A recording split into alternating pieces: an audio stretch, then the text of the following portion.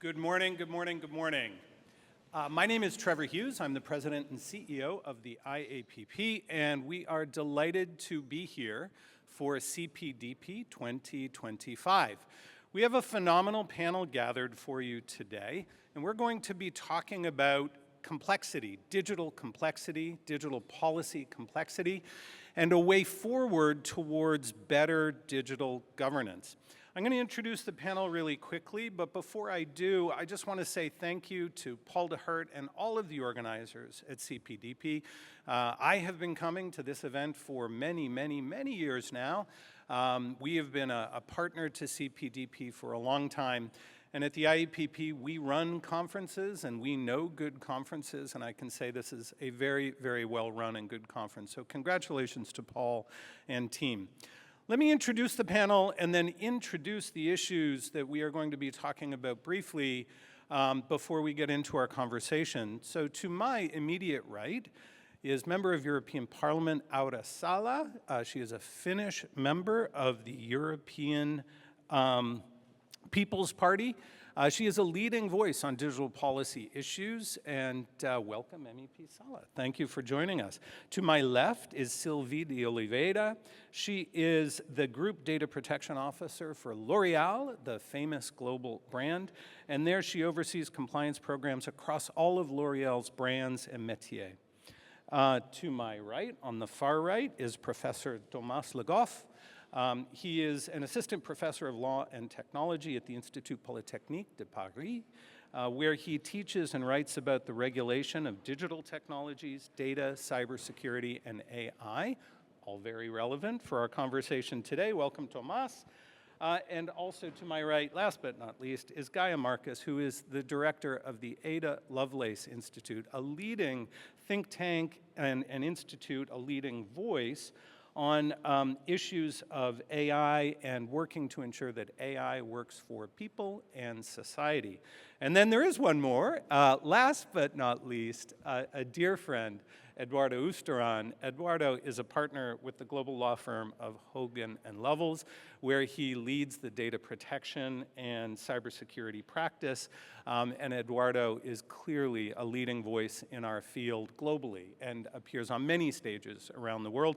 In fact, I think I've seen him in 3 countries in 4 weeks now, in the past 4 weeks. So welcome to you all. We do have a few slides, and hopefully we can get the first slide up, and I'll do a quick introduction on the topic that we're talking about today. So we're framing this as digital entropy. Many of you will know entropy is a word that means disorder, a lack of structure. It actually comes from the second law of thermodynamics, from physics. And there is a formula for entropy that suggests that all things move towards disorder, that there is a natural flow of things from order to disorder, from warm to cold. And that's a rather depressing message, isn't it, that all things will eventually lead to disorder. We came up with this framing because of what we were seeing in the broad digital policy world around the world. And let me share that with you a little bit. In January of 2020, the global research firm Gartner did research globally and found that 10% of the global population was subject to a comprehensive national privacy or data protection law. So if you think back to 2020, January of 2020, immediately prior to the pandemic, yes, GDPR was in place. Yes, a number of jurisdictions around the world, Canada, Australia, New Zealand, Japan, Singapore, Hong Kong, all had data protection laws in place, but it added up to 10% of the global population. The IAPP recreated this research earlier this year, just March of this year. What did we find 5 years later?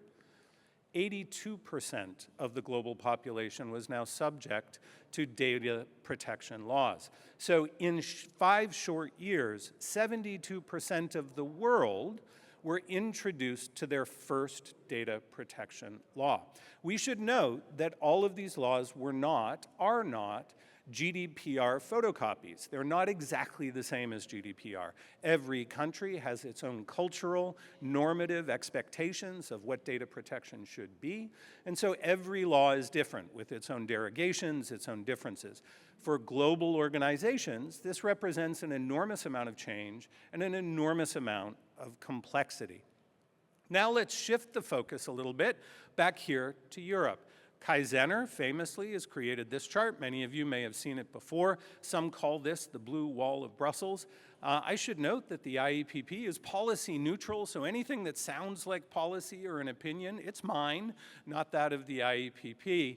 And we present this not to actually offer any critique or to provide any compliment to European policy. We present it as a fact. It is clear that there are a number of digital policy standards across various domains in Europe that create a complex mix of regulation for organizations to respond to. Clearly, this has been a focus recently, and we saw this in the Mario Draghi report just last year, where former Prime Minister Draghi found that in the EU there are over 100 tech-focused laws and over 270 regulators active on digital policy issues across member states.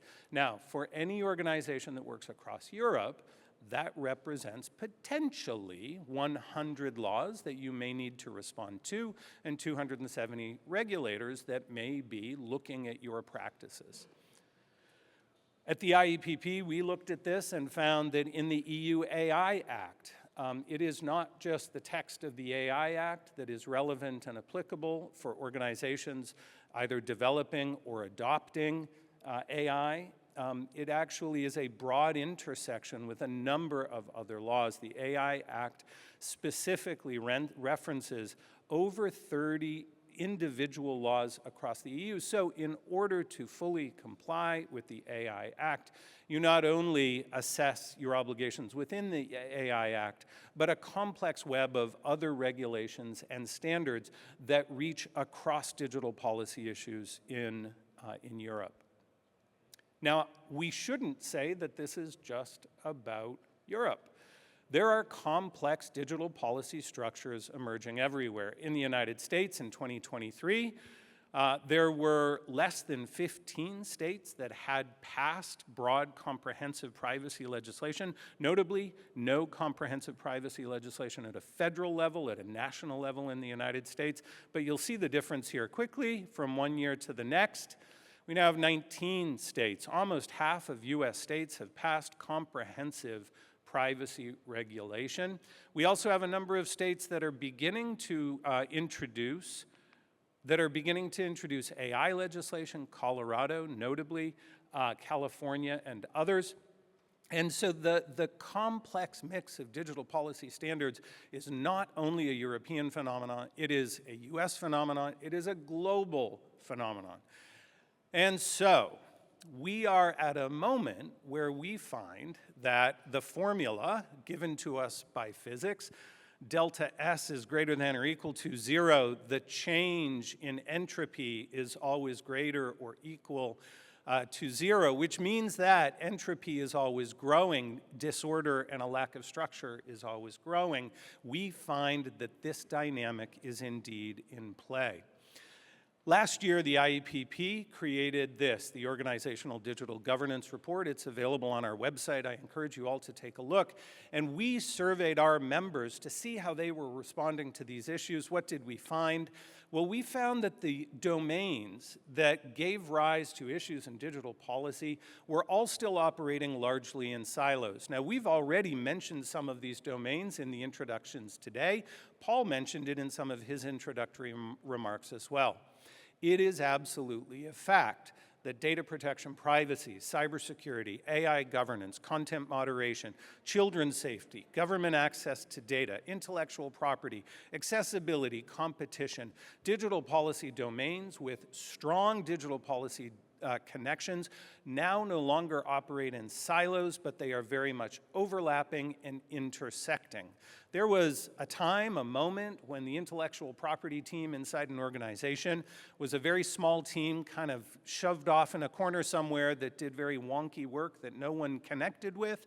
Now with AI, they are very much at the table with their data protection colleagues, their safety colleagues, their compliance colleagues. They're very much in the middle of a broad discussion about how do we structure these issues. We see this happening in another way as well. We call this the ampersand moment. 5 years ago, we did a little bit of work with LinkedIn. 5 years ago, the title of Chief Privacy Officer was a title that had a period at the end of it. Chief Privacy Officer, full stop. That was it. Today, we know that over 82% of our members have had something in addition to privacy and data protection added to their roles. So there is an ampersand, an and after privacy. Now, after CPO, it's ethics, it's AI, it's governance, it's compliance, it's cybersecurity, it's trust. There are a number of names and titles that are being added to suggest this broadening into this new arena. So we are left with a moment, we are faced with a moment where the number of digital policy issues are multiplying and growing, where the intersectionality and overlap of those issues is increasing, where people are having new roles, new responsibilities added to their plates, and we do not yet have strong foundational structures, governance architectures, frameworks for managing these digital policy issues that are mature and functional. And so our report found that there is a disorder, a lack of structure, a lack of clarity. And that lack of clarity doesn't exist just inside private sector organizations managing risk and compliance and trust. It also exists in policy circles, at ministerial levels.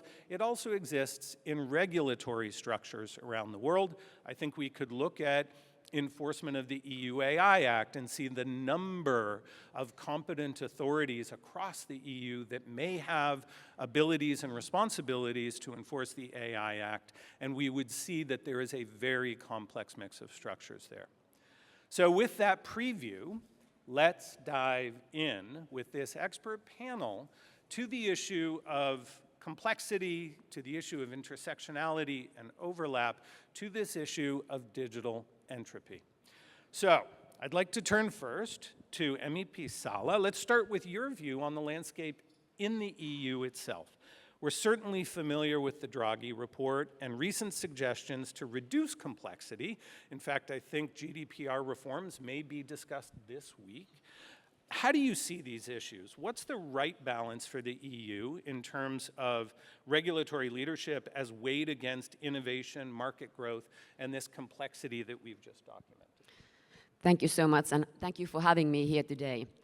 One thing that I would like to disagree in your presentation is that this is not a global thing, in that sense that, yeah, you presented the US and some other countries, but you missed China and Russia.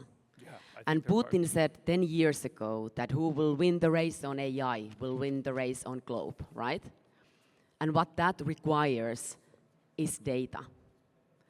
And one thing where Europe got this wrong is that we are not enabling the use of data, cross-border data. We are doing it even more difficult. And at the same time, our kids are uploading TikTok on their every device, and we are letting China to take our behavioral data, traffic data, metadata to China and help their communist authoritarian party to actually develop their propaganda machine. And at the same time, we have been super worried about transferring data from the EU to US. You remember we negotiated this deal with the US for years, and then it required Biden to travel to the EU and make this deal. By the way, that's the one deal that I think will come to the table now with the Trump administration. And I would say that the EU has been focusing on wrong things last 10 years. We have been so focused on catching the big tech from the US that we forgot our own companies. They don't have a single market where they can grow. Still, they don't have that. On top of the EU legislation, member states are also introducing their own digital regulation. We have been providing so much regulation that no one can actually understand this jungle of regulation as you just presented also here. And we don't even know how to enforce the AI Act coming into force in August.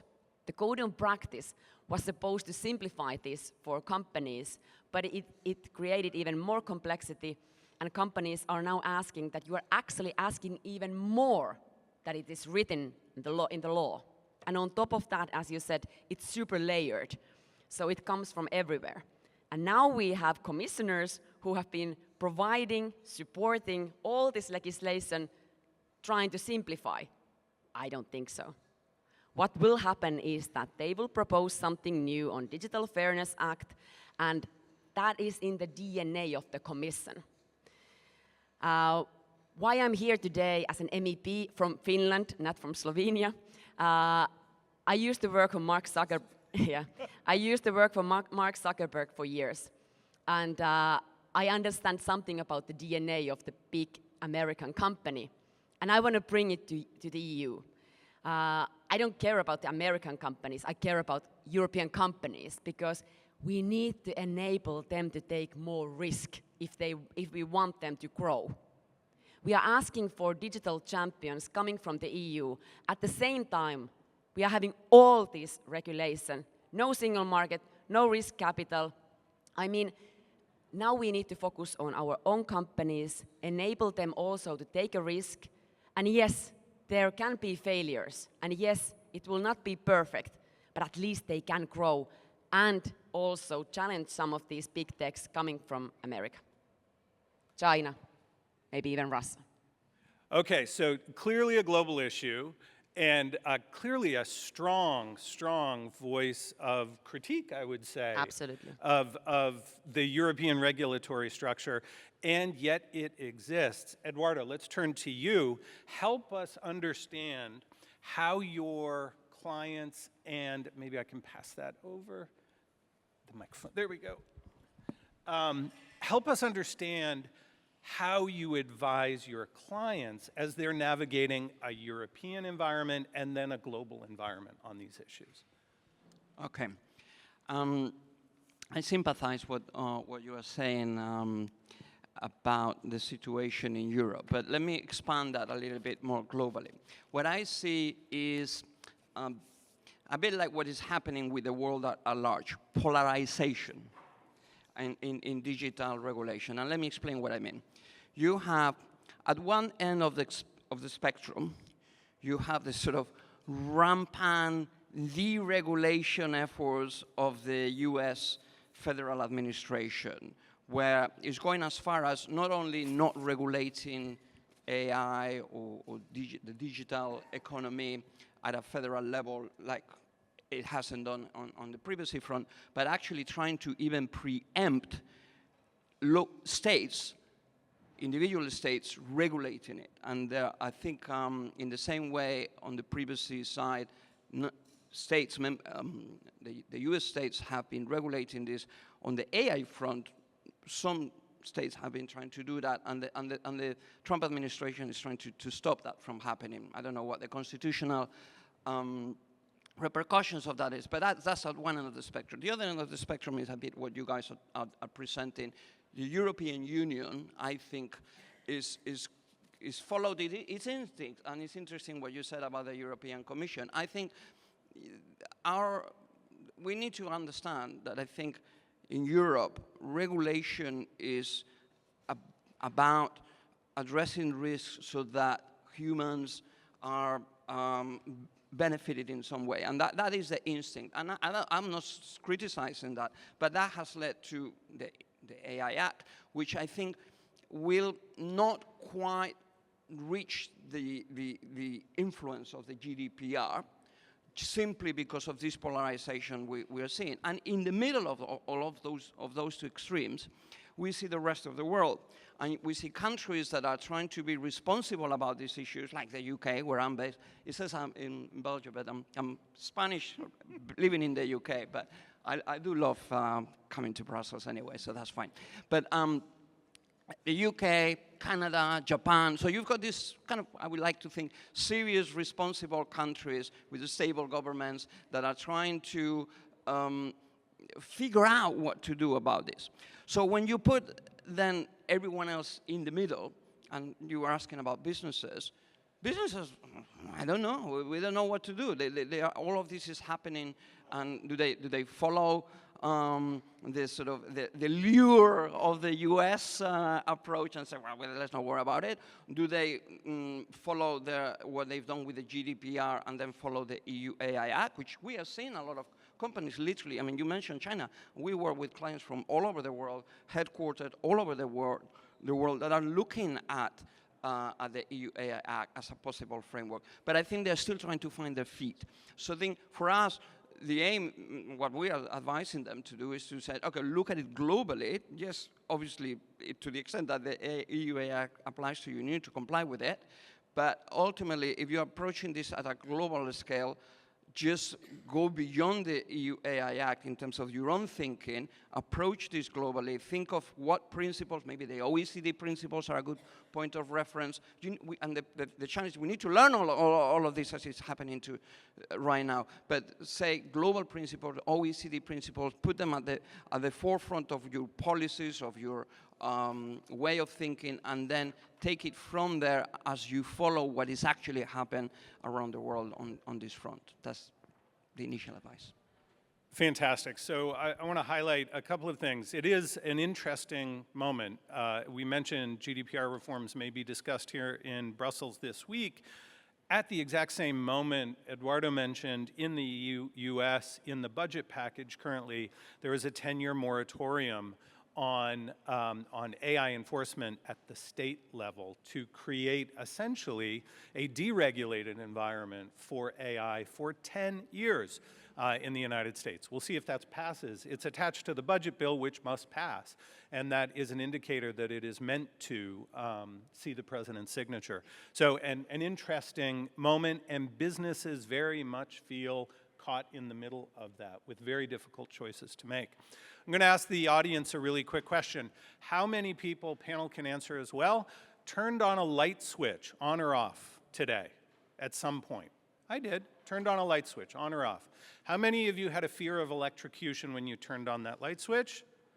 None.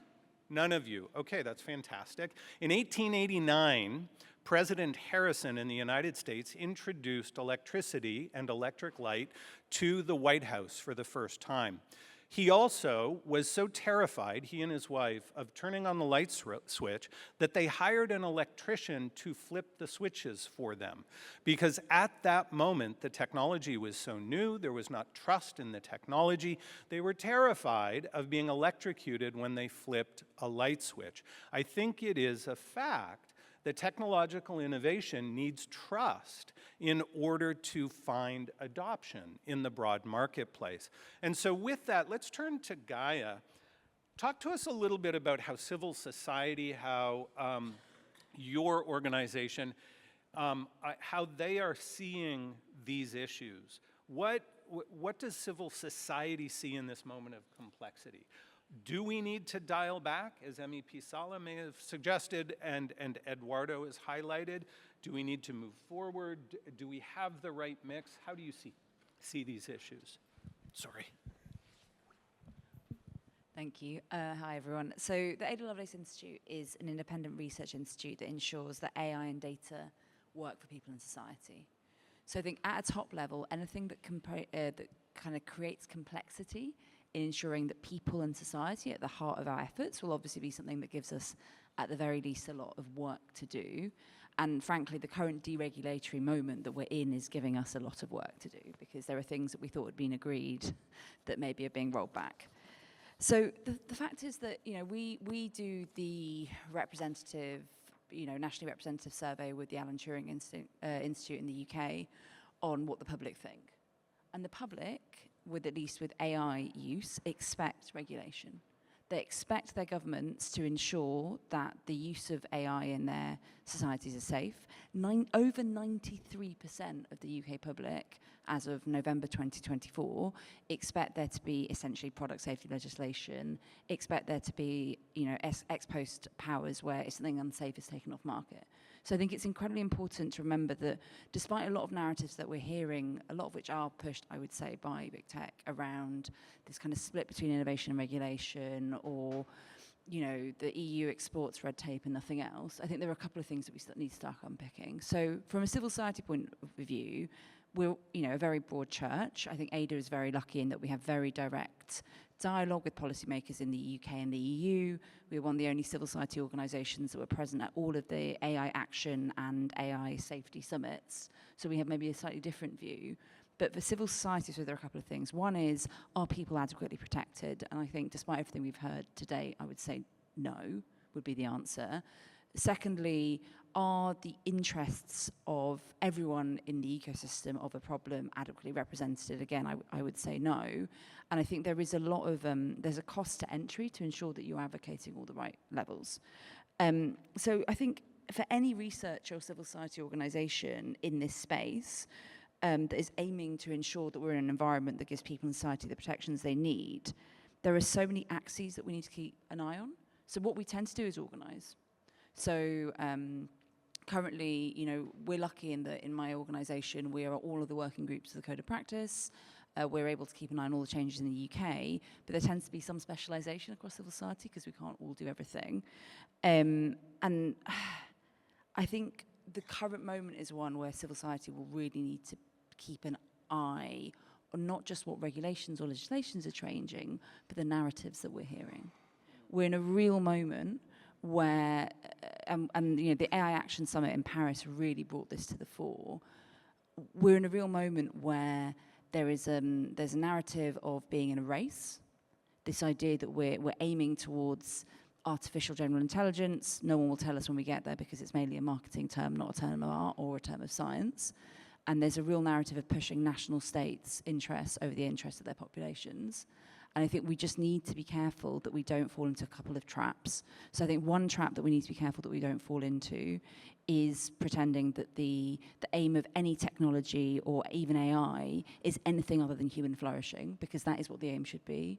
I think we need to fall into the trap of expecting regulation to do or not do the job of industrial policy. Like if you look at the main drivers, what leads to AI dominance, for example, yes, data, but also access to talent, access to compute, access to finance. These are not things that the AI Act is going to be slowing down. So I think for me, there's just a real present moment of when there are so many axes, we need to ensure that we're not letting the wrong arguments win because they feel kind of morally easy, and that we're just remembering like the purpose of any human endeavor should be kind of human flourishing. So a powerful response, I think, and Guy, I really appreciate the way that you've highlighted the importance of creating a narrative of storytelling, and that we shouldn't fall into a trap of storytelling around a global competition, a race, that human flourishing is the goal, and that these technologies should ultimately serve humanity. Very powerful. Tomas, let's turn to you. As an academic, tell us about your research in this area. Does regulatory complexity, does this moment create risks for policymakers? Does it create challenges for policymakers? I think it's clear that it must, right? We hear the conflict happening almost in real time, where the AI Act was just recently passed, and now we're already talking about deregulatory efforts afoot in Europe and elsewhere. Tell us about your research in this area. Yeah, thank you.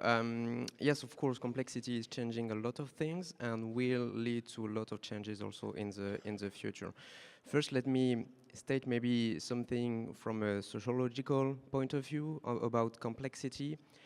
Some level of complexity in our social structures and a growing level of complexity is kind of normal, because like the world and the economy and the markets and the technologies are going more complex. So the social artifacts as we humans are creating to regulate behavior in this context are getting more complex. So there is a level of normal growing complexity. The problem lies with the unnecessary complexity which is created by the actor of the system. So we believe, and that's part of the work we do in academia, but also with think tank like the Center on Regulation in Europe, we believe there is a simplification effort to do to also assess the relevance of current regulation comparing to their initial objectives. So we need to have this retrofitting also process and feedback loops which are very important in every complex systems, not just about regulation.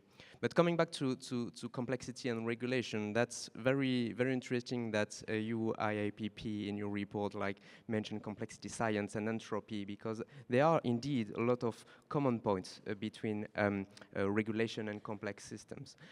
Well, I see at least two axes. The first one is that we are trying to regulate even more complex systems. So we need to adapt and to rethink regulation theory and the way we build regulation and the way we see regulation in Europe with regard to this complexity, because there are economic things aspects to take into consideration. There are civil society expectations, and you have also this public good, also planetary limits also. So all these characteristics are very complex, and we need, and for now, the way we do and we create rules is quite straightforward, top down, and does not take into consideration this full complexity. This also means that we need to use new tools. Some of them are taken from computer science or complexity science, for example, systems dynamics. To understand what is the true impact on innovation of a specific regulation, we cannot rely anymore only on cost-benefit analysis, because the world is not linear. There are increasing return, a lot of feedback loops, also synergies between sectors, synergies between regulations. So we need to adopt a systemic approach, which is not something that is truly and effectively included in the regulation process that being done by the European Commission. Other tools could be used, like agent-based modeling, to see how a regulation would impact the behavior of different agents. So these are new tools that should be, we should think of using it more in the regulation process to avoid this unnecessary complexity. And the second axis is to see regulation as a complex system itself. Okay, not only regulating complex system, but also seeing regulation as a complex system. And in this way, you see that there are many actors that are co-regulating markets, co-regulating technology. For example, engineers in their design choices, with their design choices, they contribute to regulating people behavior on the platform. Okay, so that's some kind of regulation of people behavior too. Civil society has a huge role also in the regulation. So basically, if we see regulation not as a top-down approach from government or institutions to market actors, but as we see market actors and civil society as co-regulator of the technology, then we need to find this right balance. And this leads to another conclusion, which is that, in physics and also in natural system, energy is constant. So meaning if we remove complexity, if we remove top-down rules, that means giving more power, maybe to civil society, maybe to market actors. And so we need also to make sure to have quite of a balanced approach, because sometimes market actors are better placed and suited to, for example, take in charge resource allocation tasks, for example, and for economic competitivity and so on. But they may be very bad at internalizing social impacts, for example, which is something civil society does very well, doing trade-off between different high-level concepts. So, we need, I think, to rethink our whole model of regulation to take these two kind of complexity in consideration. Professor, fascinating. I want to highlight a couple of things, and we're going to turn to MEP Sala quickly. I think it is clear, it is clear complexity increases over time, like entropy. But you note that complexity in our current system is a reflection of the complexity in the technology, and that we should not think of that complexity only in terms of a cost-benefit analysis, that it's not linear, that these are complex social systems, complex technological systems, complex regulatory structures. And as we apply or pull energy, resources, funding from any one of those levers, that we may see consequences down the road. MEP Sala. Just a quick comment, because I was very taken back by your comment saying that wrong argument should not win, or wrong opinion should not win. I'm sorry, I represent civil society. I have plenty of voters. Yes, they think also that the regulation is good, some regulation, of course. Privacy regulation in the EU. You come from the country outside of the EU, of course. But you are representing the United Kingdom here, saying that, like, my opinion about enabling more use of behavioral and metadata in the EU to actually like push our innovation and help our companies to grow would be a wrong opinion. I wouldn't say so. It's an opinion that is based on analysis by the companies, by a different think tank, saying that the complexity of the EU regulation, it's too much in the EU because our companies cannot grow. And our civil society is using TikTok and all American social media platforms because we don't have any coming from the EU thanks to our regulation. So yes, regulation can be good, but it needs to be smart, and it cannot be layered as it is right now in the EU. Okay, let's now turn to Sylvie. So, Sylvie, I almost feel bad for you coming at this point. Thank you you. actually represent someone doing the work. All of the people here are either advisors or thought leaders, policymakers on these issues. You at L'Oréal are responsible for doing the work in this complex structure that we've described. What is the organizational structure at L'Oréal for managing these digital policy issues? How engaged is your executive level? Are they paying attention to these issues? Let's look at the reality of this complexity on the ground, tactically. Help us understand what that looks like. Thank you for your empathy. First. Yes, go back to reality, because at the end there is the idea, the principles of the regulation that, and I want to insist in that, leads to have the market behavior being responsible. And I think that's a great thing. Obviously, our goal as an organization is to comply by the laws and to play by the rules. Obviously, this is a must-have and a non-negotiable topic. On the other hand, our goal also is to sustain our business.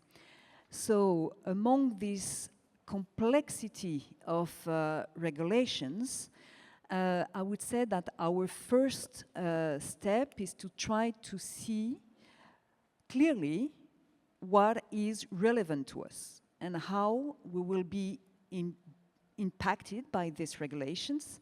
So to map and to understand this regulatory landscape with the lens of our business and organization. So to do so, the exercise is becoming more and more difficult, for sure. We mentioned US, we mentioned China, we mentioned Europe. We are operating in more than 100 countries, so you can imagine that the task is pretty huge. We are lucky enough in our organization to be, I would say, grounded also in each of the countries, so we have teams everywhere. So I would say the first challenge is this mapping and understanding of the regulation in a speed and agile way. Not to lose, I would say, the opportunity of business, not to lose the deadline of the regulation, and to make it, to be at the rendezvous of the civil society, of our end users of the product, the consumers, and the regulators, obviously. So that's the first challenge. The second I see is what I call the interoperability challenge. I used to be an IT and digital lawyer also, so this interoperability notion is pretty at the core of our complexity, acting as an organization. Interoperability means what do we do with all this divergence in the regulation field? From a regional perspective, but also from a law perspective. Sometimes we do not understand how it will work. Even maybe the regulators or the legislations, there is here concretely something that is not cracked yet. So it's up to us to make it happen. And here we, and I'm very happy that you said it earlier, we adopt an approach that we call the global consistency with local adaptation.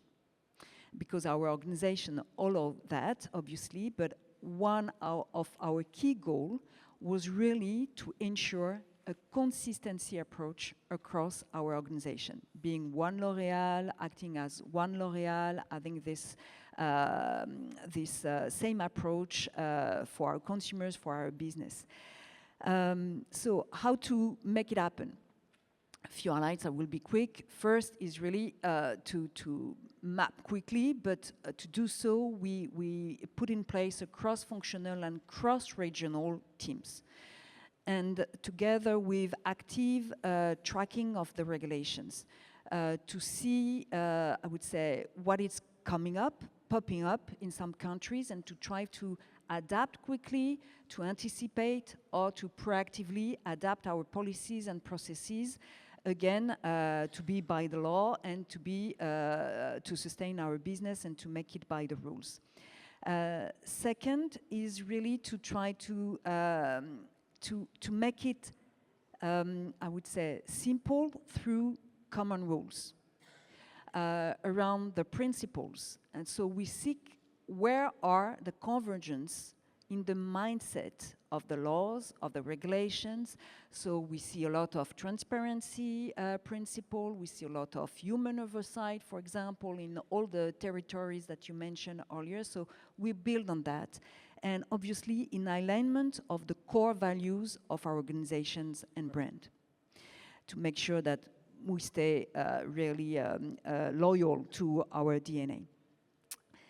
And then, obviously, risk assessment, due to the relevancy of the risk towards our business, and prioritization. And you ask for the executive level, so obviously all our top management is pretty much aware of the tsunami of the compliance that is popping up, but really now it's a reality. So they know that this is one of the, I would say, the piece of the puzzles that we have to deal with if we want to make this responsible business and sustainable in time, and putting the trust at the core of our really relationship with our brands and end users. Really powerful. I want to highlight one point from Sylvie's comments, maybe a couple or three. First, understanding what the standards are, doing an assessment, that's an enormous job in today's world. Keeping the trackers and monitoring what's happening globally in digital policy is an enormous task. That has to be the start. Making sure that you then incorporate that into a broad picture and come up with an approach for your organization. At L'Oréal, understanding what that highest level obligation is clearly important. But the thing that I've found most compelling is that focusing on your organizational values and principles and starting there. The former chief privacy officer of Airbnb, Brendan Lynch, sadly now no longer with us, passed away last year from cancer, but he used to say, if your principles are right, compliance is free. And it's a really powerful message, I think, that if the principles that guide your organization around transparency, around empowering consumers, around empowering trust, if they are good and solid, you will find that many compliance obligations actually fit into the structure that you have built upon. All right, let's turn to a speed round. We have, I think, set the stage for an enormous amount of complexity, but also a number of competing and complex interests at play in the broad digital policy debate, yes, in Europe, but also globally.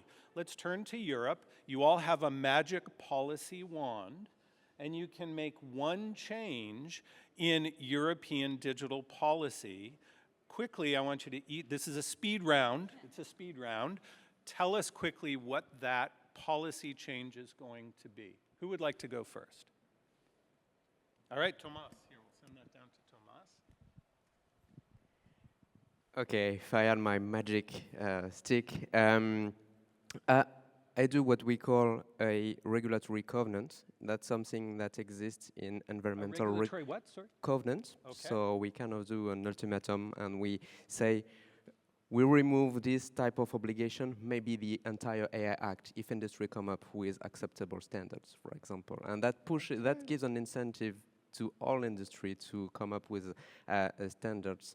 Whereas when you have only like a call in the EU AI Act for the establishment of codes of practice, at the end with the collaborative process, it ends up with kind of the similar wording as there is in the AI Act.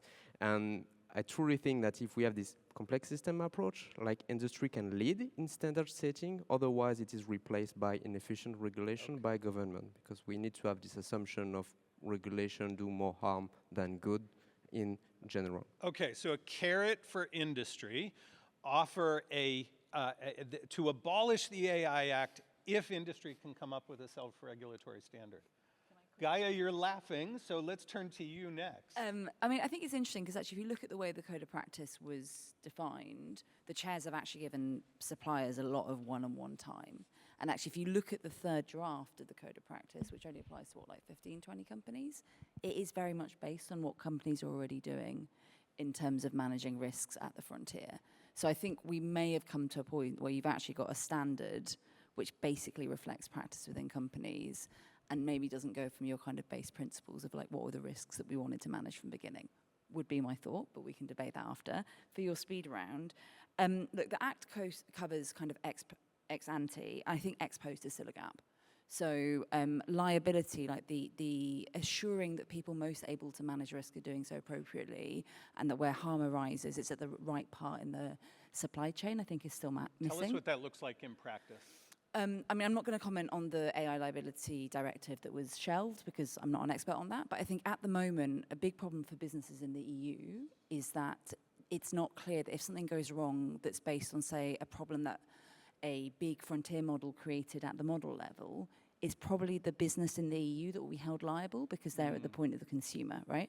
So if we're really talking about ensuring that businesses in the EU are able to work effectively in like an AI space, especially given that at the current point they are unlikely to be competing at the kind of frontier model level. They're far more likely to be competing at the application deployment level. You need to know that if a harm arises, the right person is going to be held responsible.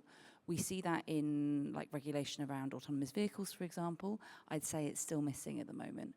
And so, you know, I think for anyone who needs to invest, they need to know that if a risk to do with like large-scale discrimination is because of the data that was ingested right at the beginning by the frontier model, that they're not going to be held responsible if they're not able to mitigate that risk.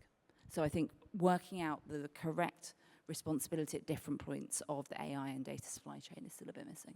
Okay, a call for self-regulation, a call for liability allocation. Emmy Sala. Yeah, I was really happy to see that the Commission withdrew the AI limited liability directive because I think it was adding on top of the AI Act. Good thing. Second thing, standard essential patents. Excellent that they withdrew that. Very unfortunate proposal that tried to fix something that is not broken in the market and was only pushed by the German car industry and Apple, basically. And the third thing is that CSAM regulation that is now stuck in the council should be also withdrawn, because we are not catching bad guys with that proposal. We are only allowing them to go to encrypted messaging services. So we are not actually protecting any minors with that proposal. So those three things should be withdrawn definitely. But then I would hold here, I would pause here I would ask the Commission not to propose anything new right now, please. Let's enforce first what we have right now. Let's see the impact. And now when the GDPR comes to the review, we should not open it completely because I think it will be a box of worms that would come out. But we need to fine-tune that based on assessment by the companies, because we need to, as I said, enable our companies to grow, and accepting these third-party cookies by consumers, I don't think it's good for civil society. So that would be my recipe. Okay. I'm actually struck by your response.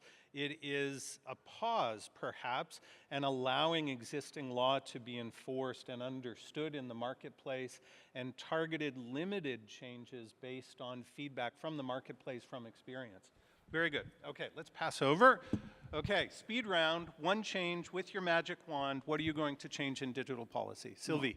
I will be quick and not specific, but obviously simplification and maybe not too much details in the regulations. Okay. It's well balanced between self-regulatory, because at the end, the ones who knows how it works are the organizations. And so leave some room of this freedom. We need the rules, so having the principles and having this, push to have a responsible business behavior, it's great. And credibility of the regulations is also one of the key challenges, especially in EU. We were talking about the GDPR enforceability, success or not success. So I think that we are here also in that specific challenge. And I think that it's in a way what your call for pause is also looking at. Take it easy, breathe, and see how it is grounded in the, I would say, in the field, and bringing positivity and protection for consumers and so on. So voilà, that would be my... So very centered, very meditative. We breathe, we take a pause, simplification. That's very powerful, I think. I do think the point, though, about regulatory impossibility is a very good one, that if regulation is introduced that creates impossibilities in the marketplace, it leads to massive non-compliance or confusion, and that's not necessarily a good result. And so understanding where those types of situations may have been created within regulation is powerful as well. Eduardo, Okay. the last magic wand. Okay, I have a slightly radical approach, but hope you like it. I would organize a conclave. Right? Not just with all men, but with leaders, maybe conveyed by the European Union. But there is a serious point to this. It's a waste of time and effort to just look at this from just one region point of view. This is I mean, all of you have said more or less the same thing. This is a global issue, and it's about humans and the prosperity of humanity, for goodness sake. We need a global solution, and the concept of a conclave, where you just put people in a room and say you don't leave the room until you find a solution, essentially is what is needed here, where you have leaders of the world saying, how do we get this right? And you'll get all kinds of opinions, of course, but ultimately there must be a common thread there to achieve something that everyone would be prepared to follow, and that actually is for the benefit of humanity, as you were saying as well.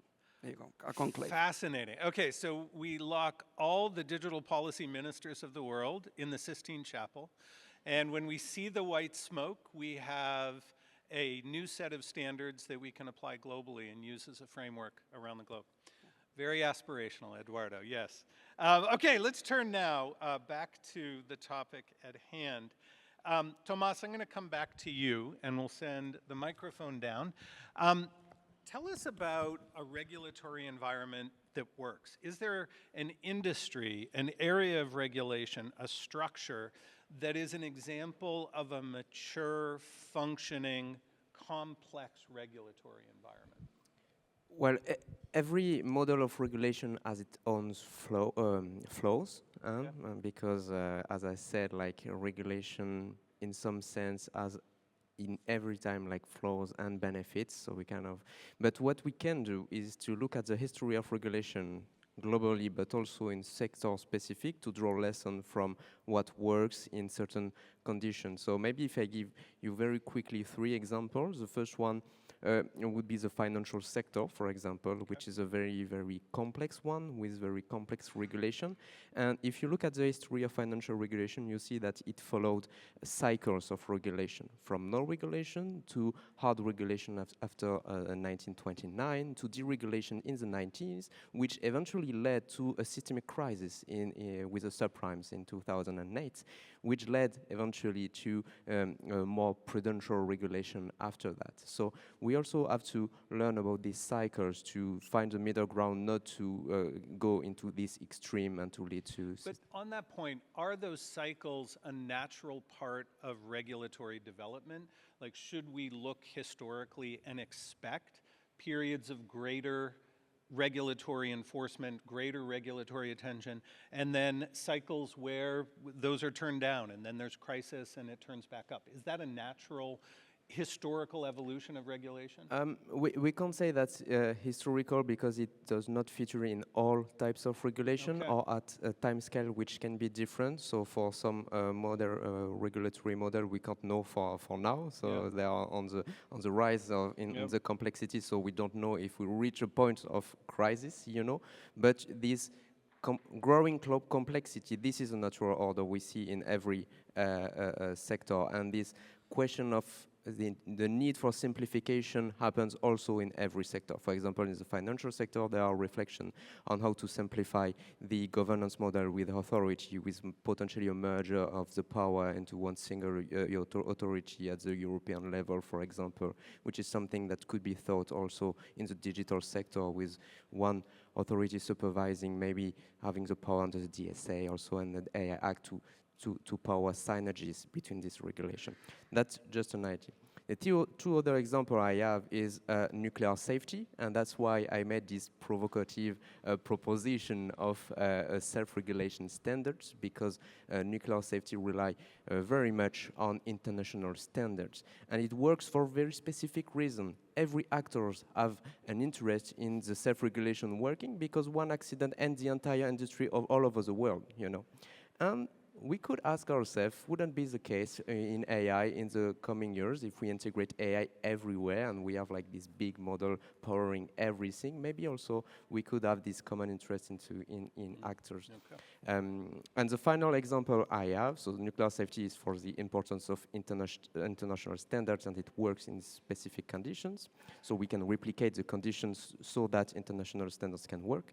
And the third example is telecom regulation, which have a very, very interesting philosophy with this philosophy of having only temporary measures, very targeted, with this assumption that every regulatory measure will do more harm than good, so that we do only temporary so that we can engage dynamics, and we focus on dynamics, and for example, if you can have a targeted measure on the market so that the market can integrate and internalize stuff, and you can like then remove the measure you set in place.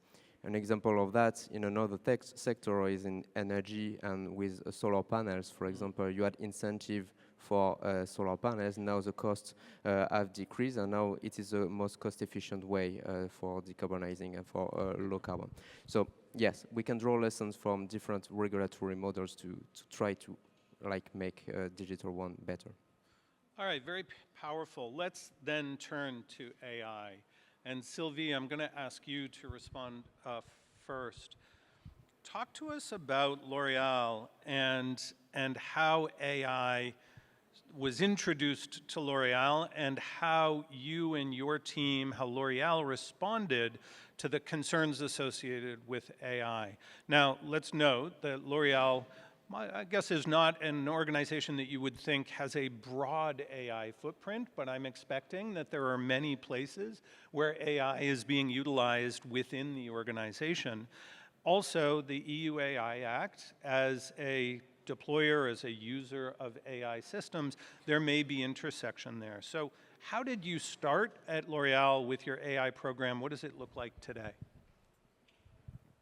Yeah, thank you.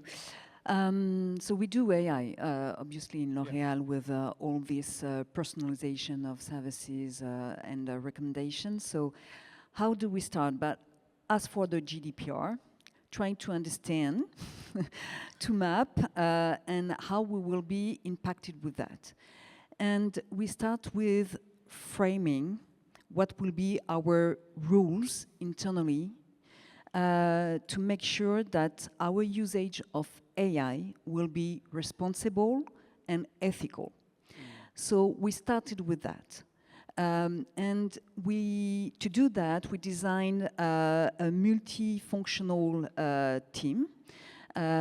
So from legal, compliance, but not only, really IT, marketing, cyber, digital teams, R&I or research and development teams, including HR, because we talk about AI, but there is an impact in human, in the population, but also in our own employees. The way to work, will I lose my job because my company is embracing AI and so on. So there is a lot of HR impact. So we gathered all these functions around the table. We take time, we breathe, but we seek for relevancy with our values, the regulation expectation, and what will be the rules that we will set globally as our, I would say, standard and not negotiable, I would say, frame. Then, with the help of these dedicated and cross-functional teams, they are the ones trying to make it operational throughout the different lines of business and across the regions, and testing, using, adapting, and focusing also on the policies and process to make it happen. And I would say that in the GDPR, what I love the most is the by design principle. And it strikes also the business people. And our cybersecurity teams are talking about cyber by design. Ethics also are talking about being ethical by design in the way we do things. And not to think about that after all the setup of a project or business case, but since the very beginning. So we are trying to have the same approach for the AI usage. And I would add that one of our focus was the training and upskilling program. We are all experts here in this conference. But people who will be using AI at the very end are not at all experts. And we absolutely need to train them, to explain them how it works, what transparency means, what explainability means, why we have to follow do's and don'ts, what are the impacts, to put pedagogical approach in the middle to have, I would say, an effect of being less afraid of this technology. There is a lot of fear of ideas around that, and they are not all grounded in factual elements. So bring this pedagogical approach within the AI strategy is critical, and not only in the function I mentioned, but in all layers of the organization. Everyone is concerned with this global upskilling and training program. So we have different layers, and obviously it goes like very basic ones, but how it works, what is an algorithm, does the algorithm has a mindset, so we can say hello to Siri or ChatGPT, but at the end it's just math. So just to bring the basic information up to the cutting edge of the expertise with IT or data analytics. I think this is a tremendously powerful response. I want to highlight three things because I think they're really important to understand. First, It takes a committee. It takes a broad array of various disciplines from your organization. You saw the slide that I put up of the digital policy silos. That largely is the conference room table that makes up the AI committee for most organizations. And so I think highlighting that this cannot sit in one single place inside an organization, but rather it takes a committee. Second, and this reinforces the point that when your values and principles are right, compliance is free or less expensive. If you start with values, if you shift left in the design process, if you add by design to your compliance, privacy, AI governance efforts, you will reap benefits from that effort. And third, we live in a world where resources are limited. You're not going to get a head count. You're not necessarily going to get budget for new tools. Training, upskilling, and not just within the teams that are doing the implementation, but across the organization. Who is a risk vector inside your organization when it comes to data and AI? Well, anyone who touches data and AI, which is to say everyone. And so everyone inside the organization should be upskilled and trained appropriately. They don't all need university degrees in AI, but they do need appropriate levels, role-based levels of training and education and upskilling. Okay, we are heading towards the end of the panel. We have 5 minutes, so we're going to do another speed round. I'd like one great tip, one idea, one trick, one something that you can share with our audience that they can take back and implement immediately. What's the first thing they should say when they're in their next staff meeting and their director says, oh, you were at CPDP last week, what did you hear? And I want them to say, oh, I saw this amazing panel, and Eduardo said, what is it, Eduardo? Okay, I've got this wonderful bookmark that you all have in the back in your bag that has the building blocks of AI governance. So show them to your bosses and say, we need to follow these 5 building blocks. Fantastic. We didn't plan that, so well done. I didn't know you had props, Eduardo. Well done. Sylvie, we'll have you go next. I will say breathe. Do a risk assessment and make sure that it's relevant to your business. Okay, so a risk assessment. MEP Sala. Contact your MEP who you voted and tell her or him concrete thing that you would change in the GDPR or any other digital regulation or any other regulation that actually concerns your organization, NGO, who you are representing. Because I know for a fact the big problems, but what I don't know is exactly which article you would like to change, and I'm interested about that. Fantastic. Gaia. Thank you. AI is the big buzzword of the decade, frankly. So just remind yourself that AI is not just a scientific field or a set of data-driven technologies or the kind of general purpose and generative AI that we're seeing at the moment. It is key to global geopolitical market power and dynamics. So whenever you're seeking to use these tools, ask yourself, where am I in the supply chain? Can I manage the risks? And if I can't, maybe I speak to my MEP about it. Thomas.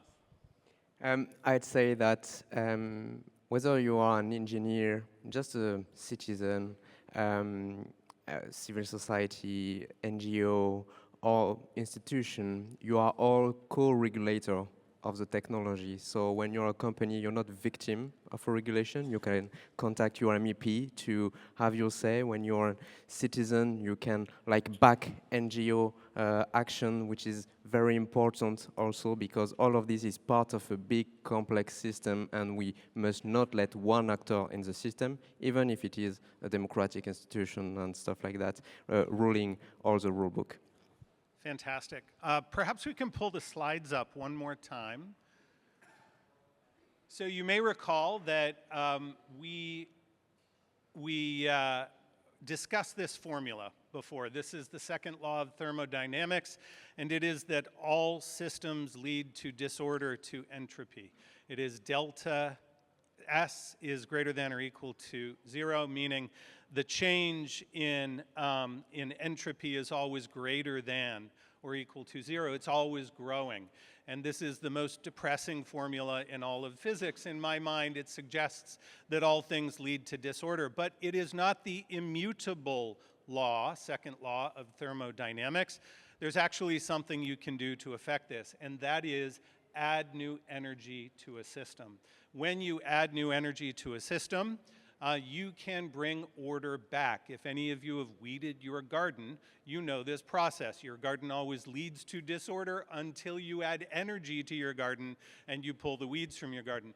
You are the energy in the digital policy world. You sitting in this room, the people sitting on this panel are the energy. It is our job to bring structure and order to this broad digital policy world that we find ourselves in. And I think Gaia's point that the goal must be to human flourishing, that we want these technologies to serve human purposes, that is an incredibly powerful mission for us all. Our panelists clearly are dedicated to that mission. I know many of you in the audience are. I've found this to be a fascinating panel. I'll hope you'll join me in saying thank you to our experts today. Thank you.